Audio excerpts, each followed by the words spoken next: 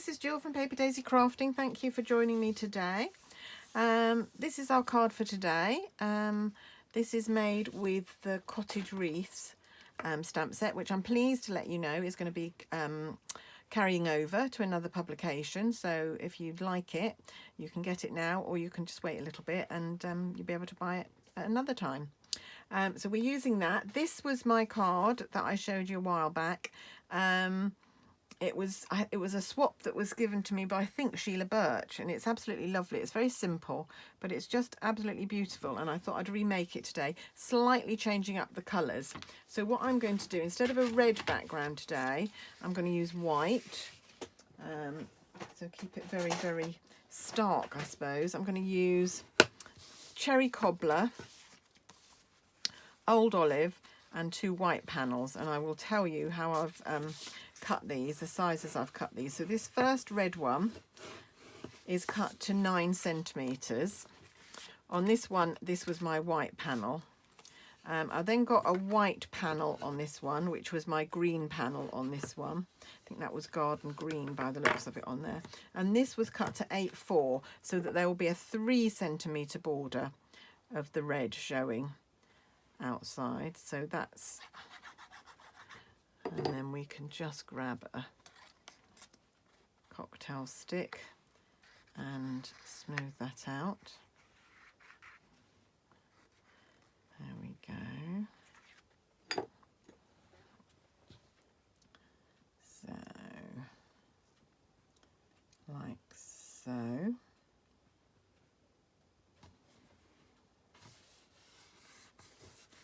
So that's my first layer. Then we've got another layer here, which is I've cut in Old Olive. I think, like I said, it's I think it's either real red or Cherry Cobbler in there, which is going to go there. And this is a 2 centimetre border, so this has been cut to 8. So it was 9, 8/4. This one is 8. Just using my, if you've not seen me before, I just use my bone folder to go around the edges of card that's been cut with our trimmer, because the trimmer leaves a little bit of a lip on the cardstock. So if you just use your bone folder, that will smooth that lip out. There we go.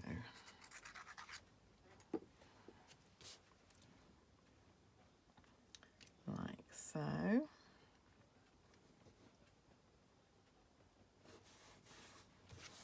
And then the final one is measures 7.8, and that's just going to be a very, very thin border around there, a 1 centimetre border. I'm not going to do that yet because I'm going to stamp it first before I glue it, just in case I mess it up. Otherwise that will be the whole panel wasted, whereas if I do it here and mess it up, it's just a little piece of Whisper White and I can actually turn it over. So I've got these 2 wreaths from the Cottage Wreaths stamped up, the leafy one and the twiggy one, and I'm going to use Pear Pizzazz first of all to stamp the leafy one. This look that Sheila's got on here, or that I've got from following Sheila, is done with 1 stamp set, but because it's a distinctive set, you get all these different layers, and so it looks like it's been stamped many times, but it's just how the stamp set is created. Now I've got to try and make sure I get this in the middle first go, so let's try. Hopefully that will be okay. Oh, perfect. Yep, so that's our wreath. And then I'm going to take Early Espresso. Tell I'm still using old stamp pads. Oh, this is a, haven't used this one for ages, I can see by the surface of it. Try and get some brown ink on there. I think it might need re-inking, this one. Be okay for today though, I think. Right, and we're just going to layer this on top. So trying to get it fairly centred. There we are. There's our wreath. Beautiful. So it's a very simple card, this one. And then before we move on, we just need the Merry Christmas, and this set's got a lovely Merry Christmas, that little one. Used that a lot this year. So just grab the Merry Christmas and grab, I can do this on an A block. My wreaths are mounted on, are they D blocks?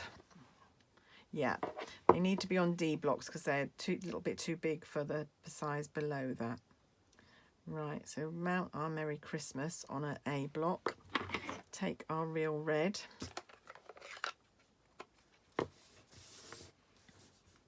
Turn it around that way because I think it's slightly nearer the top than it is the bottom. So I just want the smaller bit to be at the top. There's my Merry Christmas. Just need to try and get this fairly central.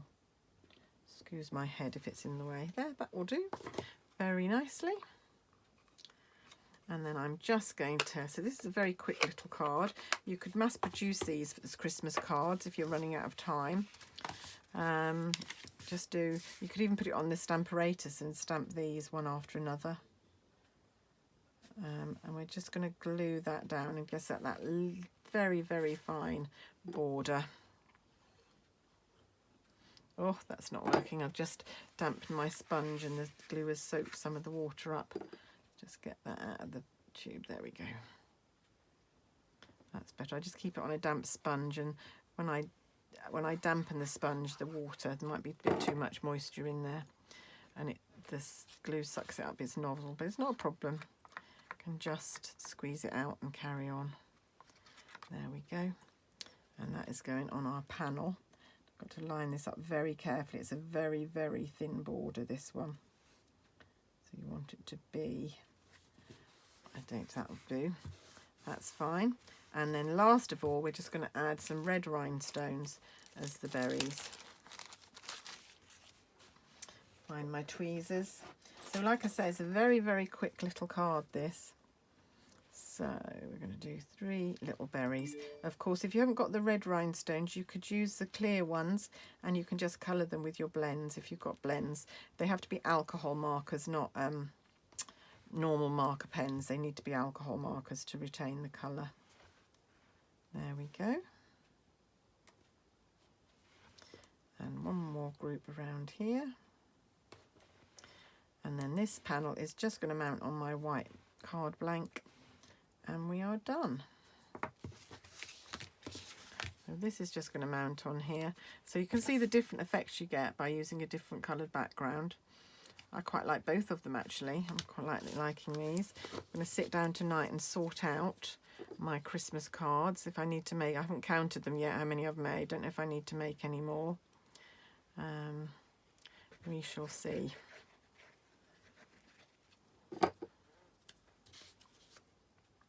There we go.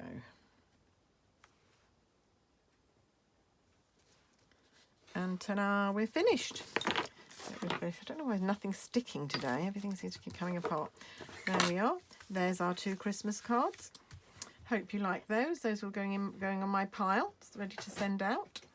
Hope you like those. Thanks so much for watching. Of course, everything I've used is listed below, so you can just click through on the links and go straight through to my shop. Any questions, do get in touch. I'm always happy to answer questions. I've got a new beginners course starting sometime in the new year, so if you're a beginner crafter, do join me for that. I'm going to be taking you some of the techniques and some of the things you need to know about starting out. Thanks very much for watching today. I hope you have a lovely day, and I'll be back really, really soon. Bye for now.